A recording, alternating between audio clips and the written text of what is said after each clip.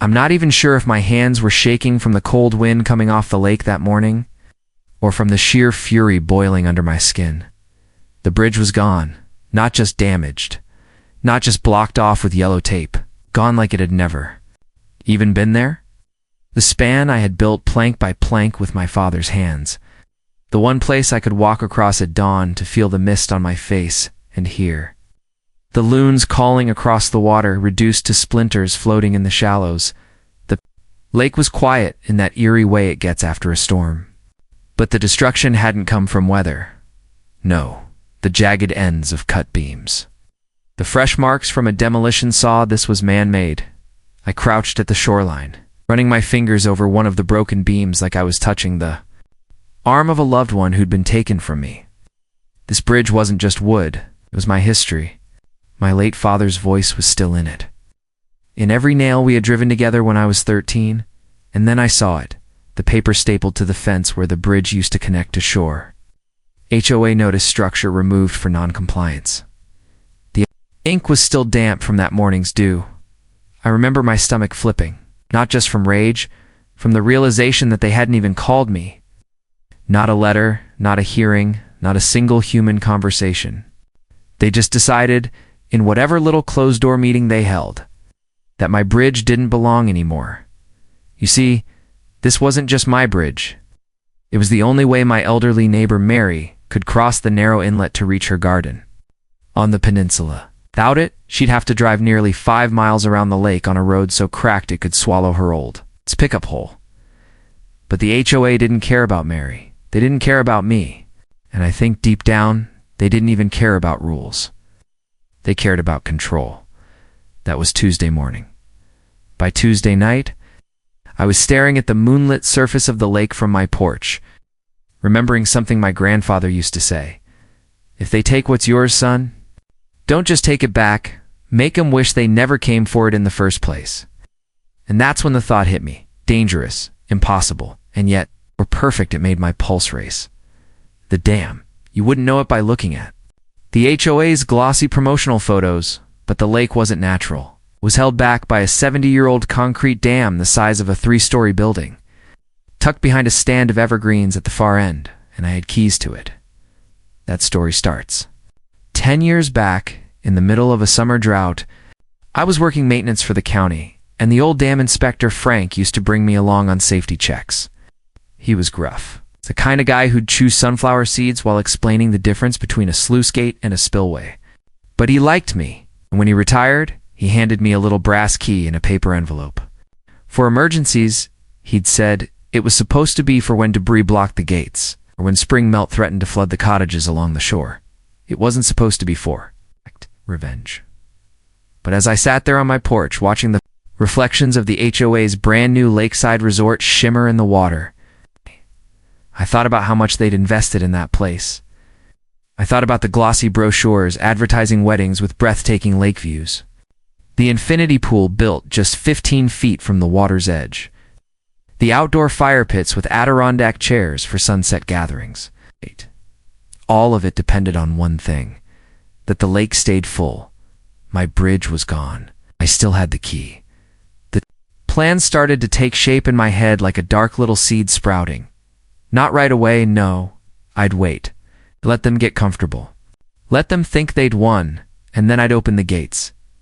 You might be thinking this sounds reckless, even dangerous. And you'd be right. Which is why I didn't tell a soul, not even Mary. She thought I was coping by chopping wood and tinkering in my shed. She didn't know I was gathering tools, checking weather forecasts, and memorizing the resort's event schedule. The first time I went to the dam at night felt like walking into the mouth of a sleeping beast. The air was cooler there, the kind of damp that settles into your bones. I parked my truck half a mile away and hiked the rest, keeping to the shadows. The metal gate to the control tower squealed when I unlocked it, a sound so loud it felt like it could wake the entire lake. My hands were sweating so bad I almost dropped the flashlight. Inside, it smelled of rust and old rainwater. The wheel that controlled the sluice gate loomed in the dark, its spokes slick with condensation. I laid my hand on it and felt the thrum of the water pressing behind it. One turn, maybe two, and the lake would start to drop. The resort's shallow shoreline would be the first to turn to mud. Within hours, their picture-perfect waterfront would be a cracked bed of rocks and weeds, but I didn't turn it, not that night, no. The thing about revenge is, timing is everything. That weekend, HOA planned their biggest event of the year, the Lakeside Gala. Rich couples from 3 counties over. Champagne fountains, string quartets, all of it under twinkling fairy lights. I spent the days leading. Up to it, acting normal, waved to neighbors. Bought bait at the marina shop. Even walked past the HOA president. Carla, a woman with a smile so sharp it could cut rope, and nodded like nothing was wrong. She smiled back, smug. Friday night came. The resort was lit up like a jewel, music drifting across the water. I sat on my porch in the dark, sipping coffee, waiting for the clock to hit 9. That was when I saw the headlights. 2 SUVs, both black, crawling along the gravel road toward the dam. My heart stopped. Had they found out? I grabbed my binoculars and watched from the shadows as the vehicles parked by the service gate. Men got out, not HOA people. These guys were in uniforms. Sheriff's Department. I froze, every muscle locked. As they walked toward the dam tower with flashlights, they checked locks, peered over railings. One of them even stepped inside for a moment before coming back out, and then they left. It wasn't until the taillights disappeared into the trees that I realized I was still holding my breath. Something about that visit made me rethink everything. If the sheriff was checking the dam, someone had tipped them off. And if that someone was the HOA, then maybe this was more than just about the bridge. Maybe they knew what that bridge meant to me. Maybe they wanted me angry. Maybe they wanted me to do exactly what I was planning. That night I didn't sleep. I sat in the kitchen with the lights off, listening to the wind rattle the windows, turning it all over in my head. Because here's the thing about war, and make no mistake, this was a war now. It's not always the loudest strike that wins. Sometimes it's the one they never see coming. And if you're still here, hearing my side of it, I need you to stick with me until the end. Because what happened next didn't just change the lake. It changed everything I thought I knew about. This place, these people, and just how far they'd go to protect what they think is theirs. By morning, the sheriff's visit to the dam was already spreading in whispers across town. At the bait shop, 2 old fishermen argued over whether there was a leak in the spillway. At the diner, Carla sat at the corner booth with her vice president, their heads bent together, glancing at anyone who came through the door. They didn't see me slip in and take a stool at the counter. I ordered black coffee, the kind that burns the roof of your mouth, and pretended to study the specials board. But my ears were tuned to them. Told him it's a liability, Carla was saying, her voice low but sharp. If the county won't maintain it properly, then she cut herself off when the waitress came by. I didn't need to hear the rest. She was talking about the dam. I knew that if Carla had an angle on it, it wasn't about safety. It was about power. I left without finishing my coffee. My mind was already racing. If the HOA could somehow get control of the dam even, just the rights to operate it, they'd control the lake completely. Who fished it? Who boated on it? Who lived beside it? They could drain it at will, flood it if it suited them. My bridge was just a warm-up. That afternoon I walked the shoreline toward the resort. The weather had turned overcast, the water dark. And rippling under the wind from the dock, I could see them setting up for the gala. Workers rolled wine barrels into place. Strings of lights went up, zigzagging from the boathouse to the main lodge. A band tested their sound system, the mic, squealing before someone cut it off. It was a perfect image, the kind they'd use for their next brochure. But all I saw was weakness. The shallow beach in front of the resort was barely a foot above the lake level. A drop of even 12 inches would turn it to a muck pit. My fingers curled into fists in my jacket pockets. I didn't hear the footsteps behind me until a voice said, "You're trespassing, you know." I turned to see Carla standing there, arms crossed, her smile fixed and poisonous. "Just walking the shoreline," I said evenly. "On private property," she replied. "This belongs to the HOA now." I glanced at the dock, the manicured beach, the resort towering behind her. Funny, last I checked, the lake belonged to everyone. Her smile tightened. Not the parts we improve. And then, without breaking, eye contact, she added. Shame about that bridge. It was a hazard waiting to happen. It was bait. Like she wanted me to react. I could see it in her eyes, the little glint that said she was testing how far she could push before I snapped. I just nodded. Shame. Her expression flickered just for a moment before she stepped past me toward the dock, heels clicking on the planks. I kept walking, but my heart was pounding so hard it felt like it would burst through my ribs. That night, I drove the back road past the dam again. This time, no sheriff's cars. The moon was a thin silver hook in the sky, the water below it black and endless. I didn't stop. Not yet. Instead, I headed to Mary's place. She was sitting on her porch, her hair wrapped in a scarf, a blanket over her knees. The garden she used to tend on the peninsula was now just a shadow in the distance, unreachable without the bridge. They didn't even give you a chance to move your plants, I said, lowering myself into the chair beside her. They didn't give me a chance for anything, she replied softly. Said they'd fine me for trespassing if I set foot on the other side now. Something inside me shifted then. This wasn't just about me anymore. It wasn't just about revenge. It was about people like Mary, people who couldn't fight. Back the way I could, I left her porch with my decision made. The dam gates wouldn't open during the gala. They'd open the morning after. When the last champagne glass was emptied, when the guests had gone home and the HOA thought they'd had their perfect night. But first, I needed to make sure nothing and no one could trace it back to me. The next few days blurred together. I dug out my old maintenance gloves, the ones that didn't leave fingerprints. I oiled the hinges on my truck's toolbox so they wouldn't squeak. I even bought a cheap burner phone from the gas station in case things went sideways and I needed to disappear for a while. But the closer the gala came, the more I noticed strange things. A black sedan parked near the boat launch 2 days in. A row, the driver never getting out. A man I didn't recognize walking the shoreline with a camera, pointing it toward the dam, and then there was the envelope. It was shoved under my front door one morning, no return address, just my name. Scrawled in block letters.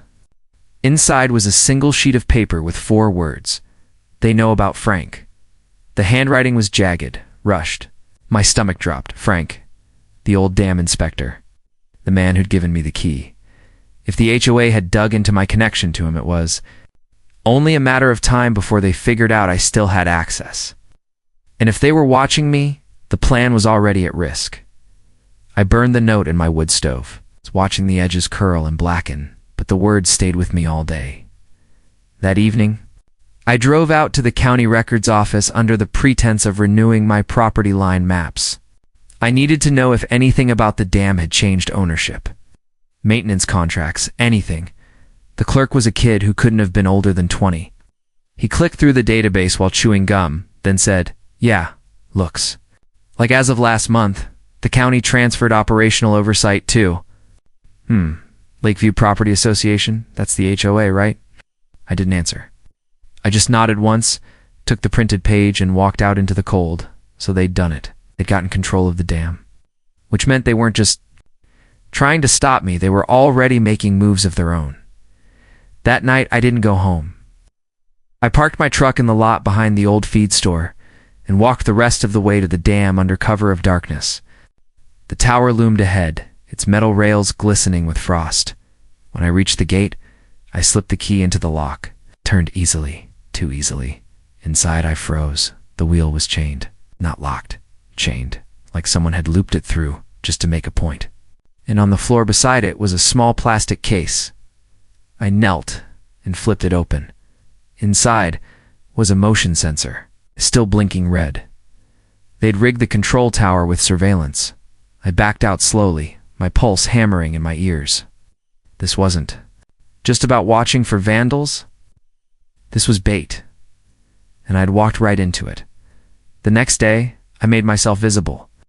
I went into town, bought groceries, waved at people I barely liked. I wanted whoever was watching to think I was predictable.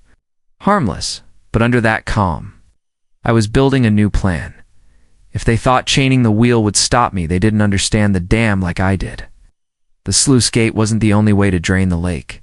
There was an auxiliary floodgate, older, hidden behind brush. It's barely used in decades, that bypassed the main tower entirely.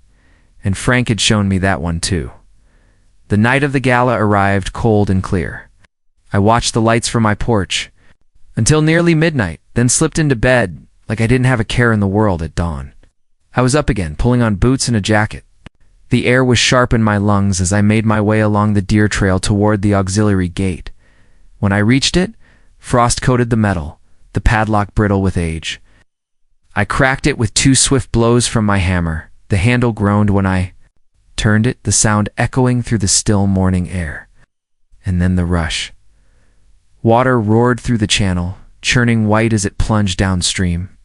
I stepped back, the spray cold against my face, and watched the level start to drop. It was slow at first. It's barely noticeable. But by the time the sun broke over the tree line, the shoreline at the resort was already retreating, leaving behind streaks of dark mud. By midday, the fire pit area was stranded on dry land. The infinity pool looked out over nothing but cracked earth, and then the shouting started. From my perch in the trees, I saw Carla storming down to the beach, phone clutched to her ear. Staff members ran back and forth, trying to move furniture, dragging boats further into the water. Guests stood on the dock, cameras out, filming the disaster. But in the middle of it all, one figure caught my eye. A man in a dark coat, standing, perfectly still, watching the water drain away. When he turned his head, I caught a glimpse of his face. It wasn't anyone from the HOA. It was the sheriff. The sheriff didn't move at first. He just stood there at the edge of the retreating water line, his boots sinking slightly into the wet sand. Carla was gesturing wildly in his direction, pointing toward the dam as if he had the power to stop it by sheer will. I stayed still in the tree line, the rough bark biting into my palms. If he'd already connected the draining to me, he'd come straight here. But he didn't. He walked away from the commotion, up toward the gravel road that curved toward the dam. I slipped back into the shadows and started moving, keeping parallel to his path, but far enough away not to be seen. The road crunched under his boots as he climbed the slope. I knew exactly where he was going. The auxiliary gate wasn't visible from the main dam road unless you knew the terrain. But the runoff channel was, and right now it was a white torrent cutting through the earth. The sheriff stopped at the railing above it, leaned forward, and stared down. He didn't look surprised. That told me everything. This wasn't a discovery for him. He'd known about the gate, maybe even expected someone to use it. But what bothered me most was his calm, no radio call for backup, no scramble to shut it down. Just observation. I decided to double back. By the time I reached my truck, the morning fog had burned off. The resort was a hive of activity now, staff dragging kayaks across the shrinking shoreline, a pair of men and waiters trying to push the floating dock further into deeper water. The guests had thinned out, but a few lingered. Filming with their phones, I drove home slow, resisting the urge to speed out of sight. The last thing I needed was attention. Once inside, I locked the door and pulled the blinds. The adrenaline was still coursing through me, but under it was something colder, the realization that the sheriff might not be on anyone's side. Not mine, not the HOA's. His own. It wouldn't be the first time. 10 years ago, during that drought summer, when I worked with Frank, there'd been a quiet incident. One of the lakeside property owners, not part of the HOA yet, just a wealthy summer resident, had bribed someone to open the gates early to drop the water level. Supposedly, it was to expose some submerged rocks near his dock for removal. But everyone knew the real reason. He wanted to strand. His neighbor's boat, the sheriff back then, had brushed it off as a maintenance error. That sheriff was the same man I saw standing on the beach this morning. I pulled out my old notebook, the one I'd kept during my county maintenance years, and flipped through the pages until I found my notes on the dam. Gate measurements, flow rates, maintenance schedules. At the bottom of one page, underlined twice a note, "Sheriff, friendly with big lake owners." My phone buzzed. An unknown number. I let it go to voicemail. A minute later, it buzzed again. Same number. This time I answered. "You're playing a dangerous game," a man's voice said. Low, steady, no introduction. "Who is this?" Who is? Is. "And you know this won't end the way you think." I didn't reply. "Walk away," he said. And then the line went dead. The voice was familiar, but I couldn't place it right away. Not the sheriff, not anyone from the HOA board. It nagged at me like a splinter under the skin. I went to the window and looked out over the lake. From here the drop was obvious. The rocks near my shoreline, usually hidden, jutted up like broken teeth. The sound of rushing water from the auxiliary gate carried faintly on the wind. By late afternoon, the resort's beach was nothing but a strip of cracked mud. The fire pits sat crooked, one of them already toppled into a shallow ditch. The floating dock rested on bare ground. I should have felt satisfaction. Instead, I felt the pressure building in my chest. It was too easy to unopposed. That night, sleep wouldn't come. I found myself pacing the kitchen, checking the locks twice, glancing at the driveway every few minutes. Around midnight, headlights flashed through the blinds. I killed the lights and moved to the side of the window. A black SUV idled at the end of my driveway, engine humming. It didn't pull in, didn't leave. It just sat there. I waited, every muscle tense, until finally it rolled away without turning toward town. Instead, heading down the road toward the dam. I grabbed my jacket and followed on foot, staying well off the road and the tree line. The air was damp, heavy with the smell of wet earth. When I reached the dam's main tower, I saw them, two figures in dark clothing, one holding a flashlight, the other carrying something metallic. The light swept over the chained wheel, paused, then moved toward the access ladder that led down to the lower service platform. I knew instantly they weren't HOA staff. HOA? People didn't move like that. Quick, efficient, silent. I watched as they set down the metallic object. Even from a distance I recognized the shape. A portable pump. They weren't here to stop the draining. They were here to speed it up. My stomach tightened. Whoever they were, they had the same goal I did, but for reasons I couldn't guess. I stayed until they climbed back up, packed the pump, and disappeared into the woods opposite me. The next day, the lake was nearly 3 feet lower by noon. I couldn't stay inside anymore. I walked the shoreline toward the resort, hands in my pockets, head down like I was just curious. The scene was chaos. Workers shoveled mud away from the boathouse ramp. A man in a suit barked orders into a phone, his shoes coated in sludge. Carla was nowhere in sight, but the sheriff was talking to a tall, broad-shouldered man with a shaved head. I froze mid-step. The shaved head, the squared jaw, the way he scanned the area without really looking at anything. I knew him. The voice on the phone. 3 summers ago, he'd been at the marina, a consultant brought in to advise on some private development. The HOA had been courting. Didn't say much back then, but his presence had unsettled me. Now, here he was. Side by side with the sheriff, I backed away before either of them could see. Me and cut back through the woods to my place. The puzzle was snapping together in ugly ways. This wasn't just HOA greed. It was about control of the lake at a much higher level, maybe even beyond the county. That evening, I drove to Mary's. She'd heard about the draining, of course, everyone had, but she didn't know I was involved. She just shook her head at the sight of the shrinking waterline. "They'll blame it on a malfunction," she said. "Always do." I didn't answer. On the way home, I passed the dam again, this time stopping at the service road. The auxiliary gate was still open, but the flow was weaker now, not because anyone had closed it, but because the lake level had dropped so much that the intake was nearly above water, which meant we were close to the bottom, and that was when I realized the danger. If the level dropped too far, the weight of the water wouldn't be enough to keep the sediment compact. The exposed mudflats could release decades of trapped debris, fertilizers, oils, even chemicals into the downstream river. It wouldn't just wreck the resort. It could trigger an environmental investigation. It might land me in federal trouble. I had to make a choice. Do I close the gate now? Leave the HOA humiliated but not ruined? Or do I let it run, risk everything, and see how deep this game really went? The answer came the next morning when I found a second envelope under my door. Inside was a single photo taken from the trees near the auxiliary gate.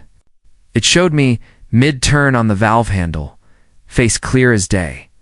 On the back, in the same jagged handwriting as before. Next time, Sheriff sees this. My chest felt like it was full of lead. Whoever was behind this wasn't just watching me. They were letting me know they could destroy me whenever they chose. I burned the photo like I'd burned the first note. But this time, the smoke didn't feel cleansing. It felt like a signal, curling up into the cold morning air for someone to see.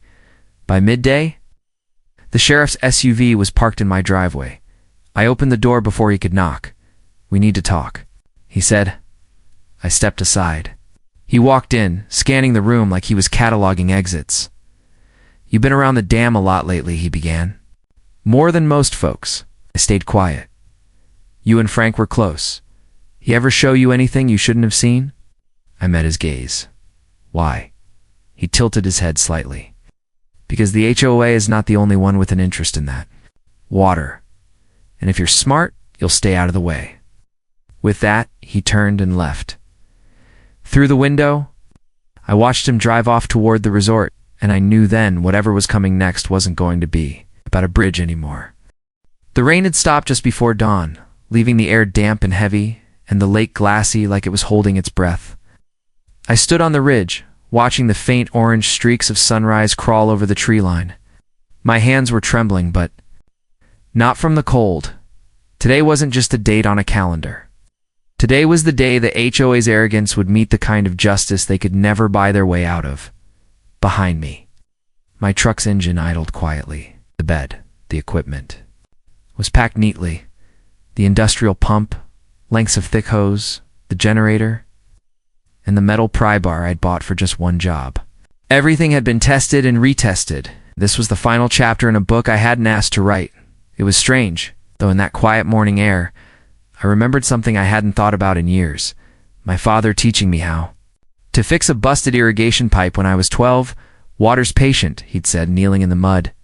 "It doesn't need to fight you to win. It just needs time. If you give it a way out, it'll take it." I'd thought of those words 100 times during this fight with the HOA, but never more than now. Today, I wasn't just giving the water a way out. I was showing it the door. The HOA's $1.8 million members-only lakeside resort sat low on the south bank, its modern glass walls reflecting the pale light. They'd drained their coffers for it, forcing members into outrageous special assessments, bullying anyone who questioned it. They'd done it on land and water they didn't own. My land, my lake. I'd warned them in writing. I'd sent legal notices. I'd even offered a buyout at half its market value to save them from themselves. But arrogance is louder than reason. They ignored everything, right up until they blocked my access to my own dock with that smug perfumed president of theirs telling me, "This is HOA property now." By 5:30 a.m., I was in place on the North Shore, far enough from the resort that the sound of my generator would be lost in the early morning hum. My crew, just 3 trusted people who owed the HOA nothing, and me everything worked without words. We uncoiled the hoses, each one thick as my wrist, and ran them down to the water's edge. The pump's intake pipe slid into the lake with a heavy splash. At the other end, the outflow was already aimed into the natural spillway the HOA had been too cheap to reinforce last year. I'd seen the erosion there myself. All it needed was a push. 5:45, I gave the signal. The generator roared to life, followed by the low, steady growl of the pump.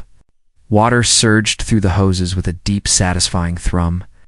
I watched the lake's surface ripple and dip, just slightly at first. It's like it didn't understand yet what was happening.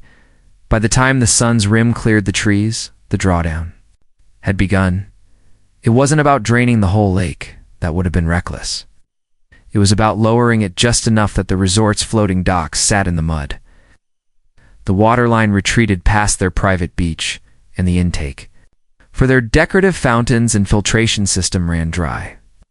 I wanted the cameras to capture cracked earth where the lake should be. I wanted the homeowners to walk out with their coffee mugs, and see their million-dollar view turned into something they couldn't sell for a dime. And they did. At 6:17 a.m., the first figure appeared on the resort deck. Even from across the lake, I could tell it was Vincent, it shows vice president, the one who liked to wear white polos like he was auditioning for a yacht club membership. He stood there for a long minute, staring down at the waterline, then disappeared back inside by 6:30. There were more silhouettes behind glass walls, pointing, gesturing. Someone stepped onto the dock, only to find it tilting at a ridiculous angle as the water retreated. My crew worked like clockwork, rotating fuel cans, monitoring pressure. Every gallon we pulled from the lake was a nail in the HOA's coffin. By 7:15, the shouting started. I heard it faintly across the water, a woman's voice, shrill and panicked.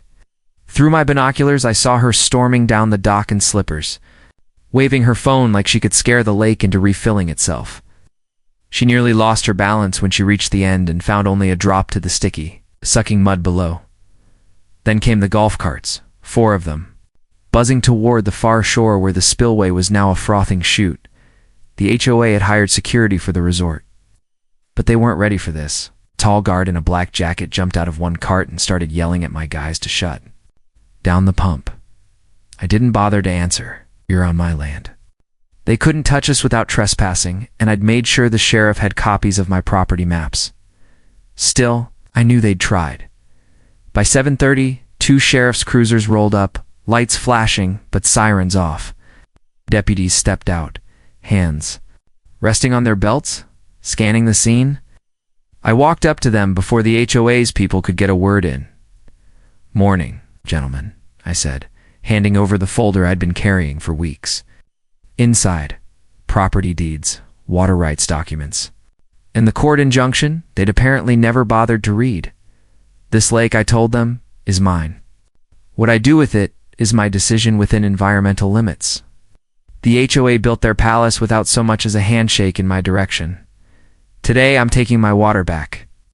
They flipped through the papers, nodded, and stepped aside. The HOA President herself, Brenda Keller, finally arrived just after 8 o'clock.